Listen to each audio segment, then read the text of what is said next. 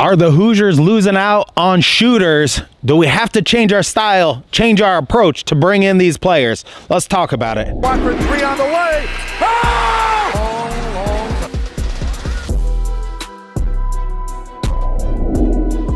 Hello guys, thank you for joining me on Indiana Sports Connection. I am your residential anchor, Aaron. I am out in the country right now, so totally different place to do the video. We're going to talk about today. I have a lot to talk about, but it is concerning me, and I hope it's concerning you out there. Connor Essegian didn't commit to the team, and also we have other players on the docket today that we're going to talk about. Who do we need to target players that we can actually get at Indiana? Now, are there players maybe at like a lower school that have some good shooters that maybe would want to come to Indiana? I don't know, but we might be moving on to that tier 2 of players if we come up empty. Now today is the Little 500 in Bloomington, so that is always a great event for everybody. So, I mean, my hopes are that some of these players that are visiting the school are going to be there, see the Little 500, see how much fun it is to be at Indiana University, and then they will be able to commit to the team. But if this is your first time here, I am your residential anchor, Aaron. Hit that subscribe button down below. Thank you so much for being here. Thank you so much for being part of this Indiana Hoosiers and Colts community on here. I have a giveaway on the channel today, so I told my phone to pick a random number between 1 and 125. That's how many comments there were on the video that hit 800 subscribers. The winner, Silvershire BJJ at Silvershire BJJ. Email me at weeboyowza72@gmail.com, and you won home field apparel on the channel. Thank you so much for subscribing. So the next giveaway, I'm almost to 1,000 subscribers, where I think we're at like 820 right now. So I thank you so much out there, the Hoosier community that have supported this channel and supported me doing this. At 900, I will do another giveaway, and then at 1,000, I'm gonna do a big giveaway. So really big shoe. No, I can do it better. Really big shoe. Really big. Gotcha. Stay tuned for all of that. Thank you so much for being here, and let's get into talking about the Indiana Hoosiers.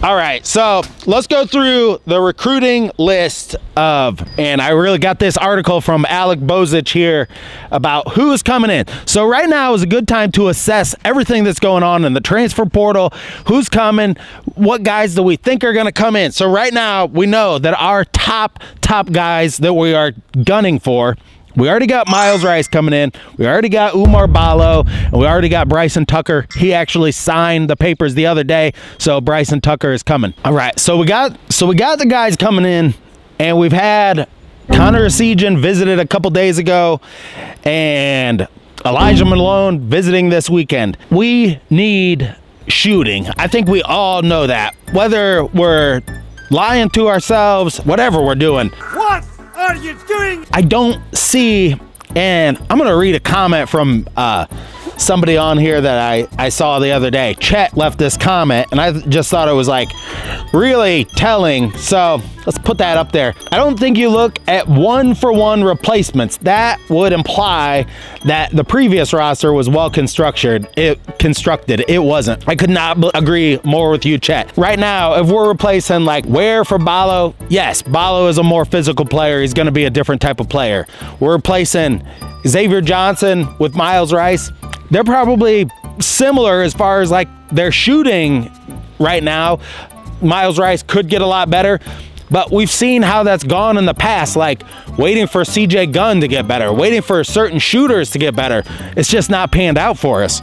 So how much faith do we really have that this team is going to be able to shoot from the outside? That is the main concern I'm having when I'm like really looking at this, and it would just really make me feel 10 times better if we had Connor Essegian commit to Indiana. That could be coming. Maybe it's just he's just a guy that takes a little bit more time to make a decision. But we do know this. Nebraska ran tons of actions for Tominaga, and if they sell Connor Essegian on that, they're going to run that same type of action where he's running off his screens to get shots. That's a pretty tough sell for Indiana. Yes, we got the big guy. but we need the outside shooting. We have to really, really hone in on this. To me, it's like we need to change what we are saying to these players. I don't know if we're really bringing them in and saying like, yeah, we're gonna get you certain amount of shots a game, or if they just kind of see like our style and that maybe we're not like proactive in offering that type of thing to people, then they're going to go somewhere else where they can get their shots up. And, you know, that's what all of these guys want to do. You know, Connor Siege is not a guy that's ever going to play in the NBA, but he will be a good college player in his junior and senior year. And I believe he has 3 more years of eligibility because of the COVID year, I think. And I really don't want to just hone in on Connor Siege. Let's talk about some of the other guys we got here. So venturous, and I'll get the pronunciation right after he actually, you know, Evansville, 6'9" forward. He is one that is in the books right now. 14.7 points a game, 4.7 rebounds, 1.9 assists, 0.9 blocks a game, and 29 minutes a game, and he shot 41% on threes. Pretty good forward that can shoot from the outside.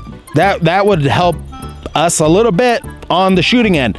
Of course, Connor Siege, 6'4" guard, although I think he's 6'3". Elijah Malone, we talked about him. He's coming from Grace College, which is actually in Warsaw, which I don't know how I didn't remember that Grace College was in Warsaw, because I actually got engaged at the boathouse like right beside there. So Kanan Carlisle, he is one that most people are predicting he is definitely coming in. His stats are 11.5 points a game, 2.7 rebounds, 2.7 assists, and 25 minutes a game. Why did he only play 25 minutes a game if he was their main creator? Kind of interesting. I don't really know what goes on there. I don't know what goes on at Stanford.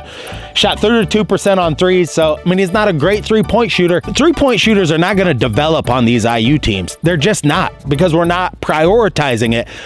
If we want to see, you know, Mike Woodson, he's going to run the system that he wants to run. And I guess, you know, you're going to like live and die by the system you want to run. And he's got 1 year to prove this. Is he going to change that? The time will tell that, you know. Leland Walker, Eastern Kentucky, a 6'1" guard. Maybe I've heard. Okay, I thought he was moving. I thought he moved just a little bit. Or maybe that was the wind in the camera, but Leland Walker, Eastern Kentucky, 6'1" guard, 15.4 points a game. So he's a scorer, 4 assists a game, pretty decent passer. We need a guy like this definitely for our bench. I don't know a ton about him. I've not watched like a lot of film on this guy. I've watched a lot of Kanan Carlisle film, and he's got 2 years of eligibility left, and he's from Indianapolis. 1.1 steals a game. 21 gigawatts! Leland Walker, 28.3 minutes a game, shot 34% on threes, 83.2% from the free throw line.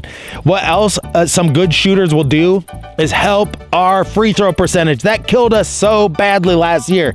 That is going to continue to be an issue unless we change somewhat of what we're doing. And guys that are normally good at shooting 3-pointers are good at shooting free throws just by default, you would think, you know. And then we got all the guys we like. There's some other names just outside of that top tier. Adu Thero from Kentucky, Cade Tyson, Jalen Blackman, which I wouldn't mind if he came. You know, his brother, he had 2 brothers that played at IU, and he had a dad that played at Kentucky. You know, I know I've made another video saying how his dad did something against DeKalb High School.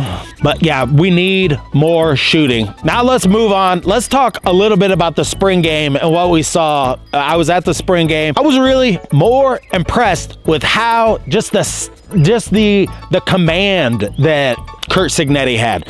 Cignetti, he is not a like Tom Allen, where he's just big jaw running his mouth the whole time. He pretty much rules with like, you know what to do, like a military style. I really like that. Guys coming in and out. You know, with Tom Allen, we had this like the punt team wouldn't get on the field in time. You can just see like a totally different operation with Curt Cignetti. He's got guys in, out, boom. Guys are where they need to be, coming in and out of the game. The running backs, I thought we have 3 running backs. I was really impressed with Black and the other 2 running backs, and forgive me, I do not know all of their names. I got all summer to remember these guys' names, but I was really impressed with some of the wiggle that some of the running backs we threw out there had. And you know, we haven't had a great running back, and that was a position where Coleman, some other guys, we had some strings of good running backs at IU that made it in the NFL and made some waves in the NFL, and that's nice to see. So, I mean, I was really impressed with Curt Cignetti, just his kind of overall command of, you just kind of see like a different operation, and he expects you to do what he wants you to do and what you practice. You know, and if you act like you got your head up your ass, he's probably going to come down on you pretty hard. And I like that kind of a coach. I like a coach that holds people accountable for their actions out there on the field, and they're not just looking around like they don't, I'm on punt team. Well, I mean, come on. Like in middle school, clock didn't run out in middle school on punt team. Get it together. Just that part of it was probably what I was watching the most, is how he really kind of like interacted with the players, interacted with everybody. So I will say I'm really excited about Indiana football. There were a lot of people out there for the spring game. Here's a look at the crowd. Like, pretty good crowd on one side. It was kind of jarring, like looking at the other side of the stands that were completely empty the whole time. But a lot of people out there tailgating. They were giving out free hot dogs, and that was like a free-for-all. I mean, I'll tell you got all these college guys and kids out there. They're putting these bratwursts out there, and they were just going as fast as they were bringing the trays out. So it was a great night to be out there. Beautiful night in Southern Indiana to take in a game. So thank you so much for joining me on this episode of Indiana Sports Connection. We will be talking to you soon. And until next time, stay classy out there, Hoosier fans. Are we gonna do what they say can't be done?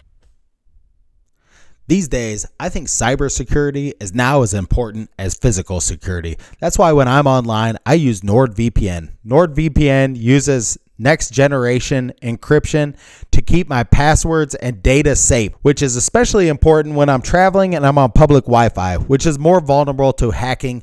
I'm sure a lot of you are going to be traveling for the holidays this summer. Use NordVPN, one account that will protect all your devices and computers. And with their 30-day money-back guarantee, you have nothing to lose.